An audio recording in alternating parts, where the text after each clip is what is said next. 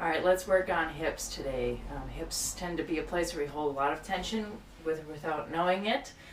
So go over a couple different ways to loosen up and stretch out some of that stress that we might be holding there.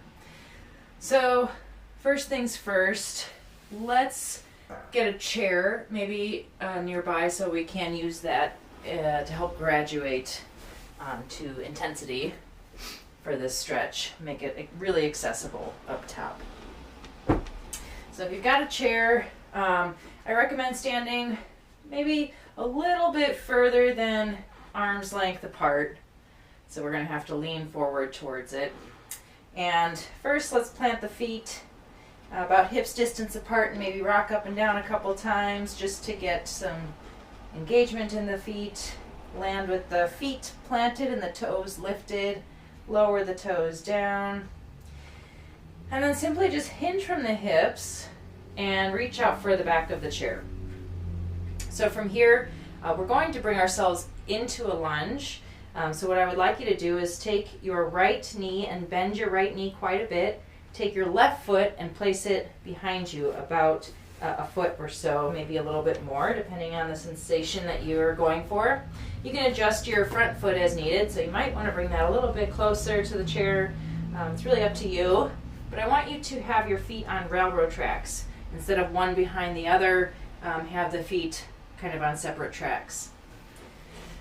And then we're just going to enjoy this lunge. So again, you can adjust it as needed if you want a little more sensation. We're kind of aiming for that back leg is the idea. So maybe some sort of stretch happening in the back leg. And breathing here, drawing the shoulders away and back. You can even start to shine the heart forward a little bit. And maybe there's quite a bit of engagement here in this front leg. You can lift that back heel if that feels more accessible. And enjoy the stretch this way. Maybe you're feeling the stretch more in the inner legs. And then what I want you to do is just straighten that front leg and kind of fold your body over that front leg. So still trying to keep maybe a straighter back more than like fully hunched over here, which is why I like to use the chair. And still kind of hinging from the hips is the idea. And so maybe you're feeling now this stretch more intensely in the back part of that front leg.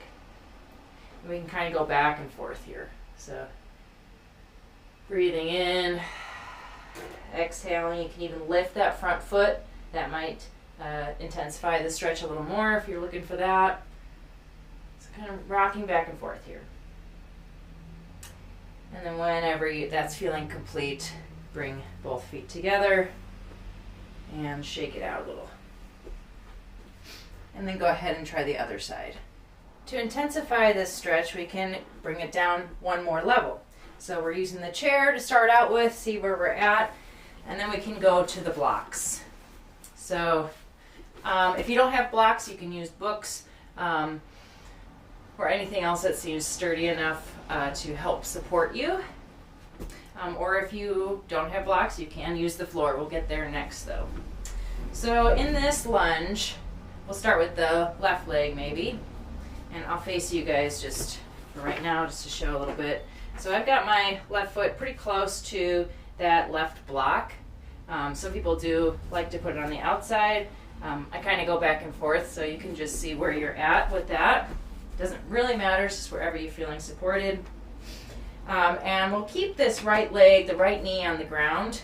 And in fact, if you would like, getting some cushion for that back knee is a great idea. A super nice thing to do for your knee if it's feeling uncomfortable.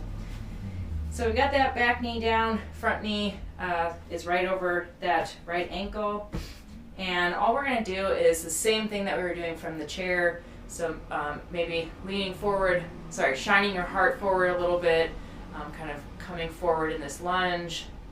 I like to keep my toes back here tucked, but you can untuck them and just press gently into the top part of your foot. It's up to you. And then we'll just bring the hips back. So this can be really intense depending on where you're at. You might want to bring your blocks back with you. So we might not want to go back that far at first, just as much as feels comfortable when you start feeling that sensation. This is a really excellent stretch to do regularly, especially if you know you have tight hamstrings, which is most of us. Really helps to open up the hips as well and even unlock some tension in the lower back. It's just a great stretch to do for maintenance and lower body health. So kind of rocking back and forth like we did with the chair in this high lunge, sorry for the noise, in this low lunge to half split is what we call this. Breathing and adjusting as needed. Whenever that's feeling complete, pausing, bring that foot back and make sure to switch sides. All right, so I'd like to show some hip circles. This is another kind of accessible way to work on the hips a little bit. And first we'll use the chair just so you can see a standing version of this. So again, we'll stand with the feet about hips distance apart, maybe work on grounding a tiny bit, rocking up and down, heels to toe, landing with the feet planted, toes lifted. Go ahead and fold from the hips, placing your hands on the back of your chair, moving yourself as much away from the chair as you'd like or closer to. And then all we're going to do is simply bring that right foot, we'll start with, out to the side. Go over in case it's out of camera. And we're just got a little bit of a wider stance essentially. And then we're just going to draw a circle with the hips. So it might look a little silly, but this is a really great way to open up those hips, making it really accessible. Go ahead and switch sides, so just reversing the direction. So this is really, we can do it, we can exercise both hips here just by switching the direction of the circle. Okay, so now we'll take it to the ground here to add a little more intensity to this stretch. And a similar start in a tabletop shape. And I'm going to use my blocks to get started here. And you'll notice with blocks there's a few different heights to choose from, 3 to be exact. And you can just choose whichever one serves you best. Or you don't have to use the blocks at all. Might feel more stable on the ground actually, we'll see. Whenever you've got your hands on the ground supporting your body weight, I like to encourage a really nice wide palm and gently pressing your fingertips into the ground or the mat as to help distribute the weight more evenly. If the wrists really are giving you trouble, you're welcome to come down to your elbows, or again, standing and doing this with a chair is a great option as well. But if we're trying it on the ground, you can extend that right foot out to the side, and then, just like we did before, we're going to draw a circle with the hips. For me, sometimes it's easier for me to imagine like maybe I have like a pencil or something at the tip of my nose, and I'm kind of drawing this circular shape with my nose. Sometimes it's kind of abstract to picture drawing a circle with the hips.